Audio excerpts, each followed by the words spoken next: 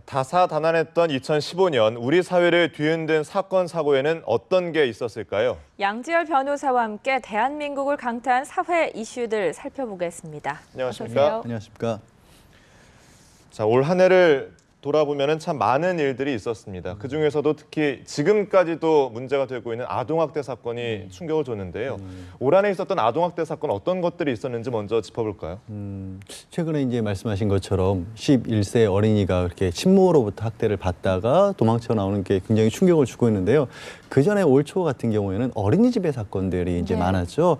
특히 기억하시겠지만 4세 정도 가량 되는 어린이가 김치를 먹지 않는다는 이유로 보육교사로부터 뺨을 맞는 장면이 CCTV에 잡혔고 그 장면이 공개가 되면서 온 국민을 충격에 빠뜨렸던 일이 있었죠. 뭐 보육교사 같은 경우에는 이제 징역 2년에 비교적 중형에 처해지기도 했었지만 그 일이 있은 이후에도 어린이집에서 비슷한 사건들이 많이 나왔었습니다. 예를 들어서 다른 어린이집에서 아이가 장난을 좀 심하게 친다는 이유로 탁자를 밀어서 네. 결국 앞니가 부러지는 그런 영상들도 공개가 됐었고요. 참 가장 안타까운 일들이었죠. 아이들이 다쳤으니까요. 네. 네. 인천 어린이집 사건을 계기로 이제 어린이집 CCTV 설치가 의무화됐는데 과연 이게 근본적인 예방 대책이 될 수 있을지 또 보육교사들의 인권 침해 논란은 없는지 이 부분도 짚어봐야 될 것 같습니다만. 현실적으로 막을 수 있는데 큰 도움이 되는 건 사실이죠. 네. 하지만 지적하신 것처럼 인권 침해 논란도 있기에 또 법을 만들면서 만약에 아이들 전체 그 보호자들이 동의를 할 경우에는 CCTV를 설치하지 않아도 된다라는 단서 조항도 주고 있지만 네. 학부모들이 믿음을 못 가지시는 모양이에요. 그런 부분에 동의해서 CCTV를 설치하지 않았다는 얘기를 제가 들어본 적이 없거든요. 네. 그러면 과연 보육교사들의 인권은 어떻게 할 것이냐. 그분들도 또 하루 종일 같이 아이들과 있다 보니까 자신들이 일하는 공간이기도 하지만 개인적인 어떤 행동을 할 때도 있는데 네네. 이런 부분들이 보장을 해줘야 되는 건데 다른 무엇보다도 어느 정도 보육교사분들의 처우 같은 것도 개선이 따라야 된다. 네. 아이들이 너무 많은 아이들을 관리하다 보면 사람이 이상 또 어떤 생각 외의 행동들이 벌어질 수도 있거든요. 그런 어떤 CCTV로 인해서 안전장치를 확보하는 것 못지않게 또 예방할 수 있게는 현장 자체가 보다 안전에 신경 쓸 수 있는 그런 상황으로 바꿔줘야겠죠. 네. 또 하나 짚어보고 싶은 게 최근에 있었던 인천 A양 학대 사건 같은 경우는 친권자가 아니라서 이 실종 접수가 안 됐다는 논란이 한때 있었거든요.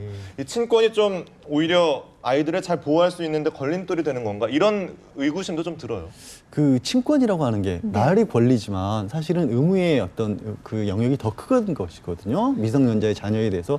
그런데도 불구하고 국가가, 사회가 과거의 어떤 전통적인 관념, 우리가 부모라고 한다면 정말 모든 것을 책임져야 하는 그런 시대가 있었지 않습니까? 네. 네네. 근데 지금 여러 가지 이유로 해서 과거보다는 우리 부모의 마음가짐도 많이 달라진 것 같아요. 그래서 자신의 의무를 방기하는 그런 상황들도 벌어지고 더 나아가서 학대까지 하는 경우가 있는데 그런 전통적인 관념이 변했다면 시대상으로도 국가나 사회가 조금 더 적극적으로 개입할 수 있는 여지를 줘야겠죠.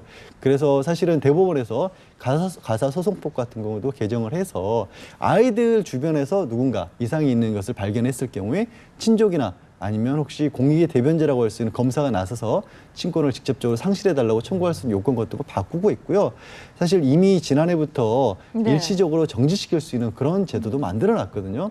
그런데 이제 법하고 제도가 그렇게 만들어졌는데도 불구하고 사람들의 관념이 그걸 따라가기까지는 좀 시간이 더 필요한 것 같아요. 그래서 알려주는 게 지속적으로 지금 제가 말씀드린 것 같은 이런 네. 식의 언론을 통한 그렇게 홍보 같은 것도 필요하고 또 주변에서도 아이가 혹시라도 내 이웃에서도 아이가 이렇게 다치거나 방치되고 학대받고 있다라는 그런 어떤 사정이 엿보일 경우에는 적극적으로 주위에 알리고 할 수 있는 그런 어떤 마음가짐들도 바퀴 따라해줘야겠죠. 네.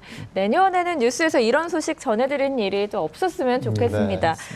그런가 하면 전 국민을 불안에 떨게 했던 메르스 사태도 빼놓을 수가 없을 것 같습니다. 38명의 목숨을 앗아갔는데 얼마 전에 공식 종료가 선언이 됐죠. 예, 23일 자정으로 네. 다행히 됐죠. 182명이 병에 걸리셨고 안타깝게도 38분인가가 목숨을 잃었었습니다. 충격적이었던 것은 중동에서 있었던 굉장히 낯선 어떤 질병이었는데 이 한 분이 전염이 돼서 들어왔는데도 그걸 파악조차 제대로 못했었고 파악이 된 이후에도 공공의료 체계에 대해서 그걸 막지를 못했고 우리가 굉장히 큰 의료 시스템이라고 생각했던 의료 재단들에서도 네. 이게 오히려 전이가 되는 그런 상황들이 이어졌지 않습니까? 뭐 음압병동 같은 병실 관리 체계 같은 것들이 국내에 제대로 갖춰지지 않았다는 사실들도 밝혀졌고 이런 것들이 우리가 세계화 시대에서 굉장히 교류가 많은데 그럼 앞으로 낯선 질병이 또 들어오면 어떻게 할 것이냐에 관해서 사회 전체가 좀 공분도 있었고 네. 다시 한번 또 체계를 잡아보는 계기도 만들어졌던 그런 일이었죠. 네, 말씀하신 것처럼 종식은 선언됐지만 좀 우리의 독특한 병문안 문화랄지 또 환자 관리 이런 부분에서 좀 우리 의료계 민낯을 드러낸 게 아닌가 이런 부분도 생각해 볼 수 있을 것 같아요. 그렇죠. 이게 공적인 의료 체계의 부분인데 굉장히 예전의 어떤 방식, 사람들이 가서 직접적으로 대면해서 뭐 환자가 됐든 보호자가 됐든 만나야 됐었고 병문안을 하는 그런 사람들도 우리 특별히 제한을 가지고 우리가 병원을 찾아야 된다는 생각을 해본 적이 없지 않습니까? 네, 네. 어쩌면 21세기 대한민국이라고 생각하기 못할 만큼 조금 허술한 부분이 있었던 건 사실이고요. 그 여파 뭐 정말 안 좋은 일을 좋은 일로 극복해내듯이 그런 부분에 있어서 의료 영역의 개선도 많이 이루어지고 있고 또 아까 말씀드렸던 부족했던 부분들에 대해서 방역 대책이 만들어졌다는 건 다행스러운 일이죠. 네. 자, 이렇게 어린이집 아동 학대 사건과 메르스까지 짚어봤고요. 또 하나 이슈가 작년에 이어서 올해도 갑질 논란은 좀 끊이지 않은 것 같습니다. 가장 최근에 있었던 몽고식품 명예회장의 이 운전기사를 대하는 태도도 그렇고요. 그 이전에 있었던 뭐 인분 교수랄지 백화점 고객의 그런 갑질 행동들 참 공분을 많이 샀죠. 네. 사실 가장 그 충격적인 소식은 이제 대한항공 이른바 땅콩 회항 사건이었죠. 외국에서 벌어진 일이었고 별거 아닌 견과류의 서비스가 잘못됐다는 이유로 뭐 CEO의 자제가 이 승무원에게 굉장히 폭언을 했었다는 일이 알려졌고 국민 전체의 공분을 사면서 결국에는 이제 구속까지 됐었지 않습니까? 이런 상황이었는데 이게 하루 이틀에 그치질 않고 네. 뭐 을과 을 사이라고 할 수 있는 사실은 어떻게 보면 그냥 백화점에서 일하시는 직원분들하고 또 고객 사이에서도 이런 일이 이루어졌었고 다시 말씀하신 것처럼 아 이게 또 연말이 되니까 또 비슷하게 몽고식품에서 뭐 운전기사분들을 폭행을 했다는 등 더 나아가서는 그 회사에 있었던 직원들에 대해서도 그런 폭행들이 많이 이어졌다는 증언이 네네. 쏟아져 나오고 있거든요. 그렇다고 본다면 이런 부분들이 우리에게 다가왔던 충격 못지않게 해소는 좀 아직도 멀었지 않은가 하는 생각을 할 수밖에 없는 상황이죠. 네. 몇몇 갑질 논란들은 결국 법정 공방까지 이어졌는데요. 어떤 판결이 나왔습니까? 말씀드린 이제 조현아 네. 전 대한항공 부사장 같은 경우에는 1심에서는 징역형까지 받았었는데요. 2심에서는 이제 회항 부분에 있어서는 네. 이거는 글쎄 이제 항공기를 완전히 회항시킨 것까지 보긴 어렵다로서 무죄가 되면서 집행유예로 풀려났고요. 네. 가장 충격을 줬던 뭐 이건 단순한 갑질 정도가 아니라 엄청난 폭력이었죠. 말씀하신 그 인분교수 있지 네. 않습니까? 네네. 자기의 제자에게 심부름을 시키고 말을 제대로 안 듣는다는 이유로 폭력을 계속해서 행사를 했고 인분을 먹이기까지 했고 또 아주 그 가스죠. 그 유해성 가스를 가지고 이 뭐 아주 학대까지 했었던 경우 이 법정형을 넘었습니다. 법정이 아니라 양형 기준 10년을 넘어서 12년이라는 중형을 법원에서 선고를 했었습니다. 네. 사실 갑질이라는 게 자기보다 약한 사람에게 이 아나무인적으로 좀 함부로 대하는 태도 아니겠습니까? 이런 측면에서 요즘 젊은이들 사이에서 여러 가지 단어들이 유행을 하고 있는데 열정페이랄지 뭐 흑수저 뭐 이런 단어들 헬조선까지 네. 이런 신조어들이 이런 어른들의 세태를 좀 반영하는 게 아닌가 좀 씁쓸하기도 해요. 그렇죠. 아무래도 이게 그 청소년이나 뭐 청년층에서 취업을 준비하고 있는 사람들 입장에서는 아 내가 직장에 들어가면 혹시 저런 대우를 받게 된다는 것인가? 그런데 그런 직장마저도 또 들어갈 수가 없단 말이에요.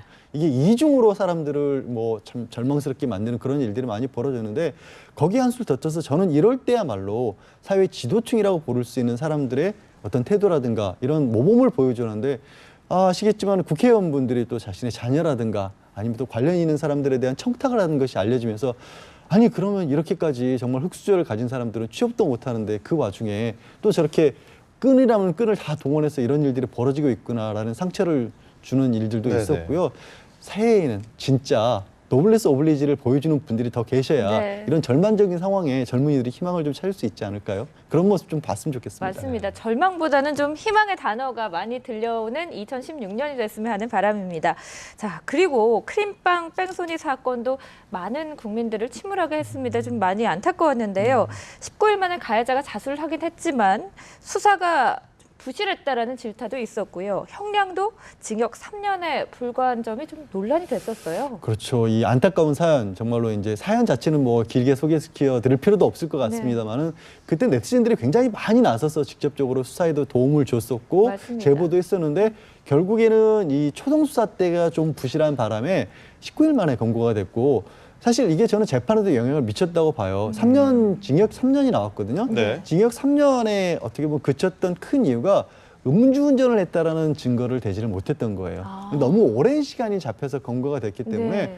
사실 술을 마셨다는 증거를 찾기가 굉장히 어려웠죠. 어렵죠. 예. 그래서 결국 음주운전 부분이 무죄로 나오면서 징역 3년에 그쳤고, 물론 모릅니다. 실제로 뭐 술을 안 드셨을 수도 있지만 어쨌든 국민들이 보기에는 좀 낫다라는 생각을 들게 만드는 사건이었고, 그래서 이제 경찰도 이런 어떤 초동 수사의 중요성이라든가 이런 부분에 대해서는 다시 한번 좀 뭐 반성을 하는 계기가 됐겠죠. 네. 이 경찰의 초동 수사도 문제가 됐었는데 무엇보다 CCTV 화질 개선도 좀 필요하지 않나 이런 국민들의 생각이 있었거든요. 지금 화질 같은 경우에는 아까 이제 예를 들어서 어린이집 같은 경우도 60만 원 송에서 고해상도의 화질들을 의무적으로 설치를 하도록 하고 있고요. 도로 같은 경우도 개선이 좀 되고 있는 것으로 보입니다. 다행인 것은 지금 뺑소니 검거율이 97% 이를 정도로까지 이르는 데는 CCTV 역할이 큰데, 이게 단순히 범죄 목적용으로 설치한 것뿐만이 아니라 다른 어떤 행정소송 목적용으로 설치한 것들이 같이 교차 체크가 되면서 이렇게 검거율이 높은 거거든요.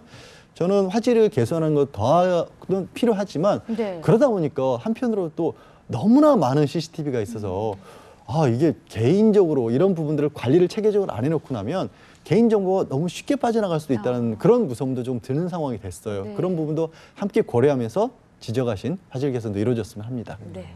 그리고 마지막으로 희대의 사기꾼 조희팔 사건도 짚어보겠습니다. 최측근이었던 강태용이 중국에서 검거가 돼서 지금 수사를 받고 있는 상황인데 4조 원대 다단계 실체 밝혀질 수 있을까요? 밝혀지기를 희망을 해야죠. 이제 그래야죠, 강태영 예. 같은 경우에는 가장 궁금한 부분이 과연 정말로 조이팔이 살아있느냐인 부분인데, 네네. 검거에서 한국에 귀환될 때부터 지속적으로 조이팔이 죽었다라고 강력하게 주장을 하고 있어요. 네.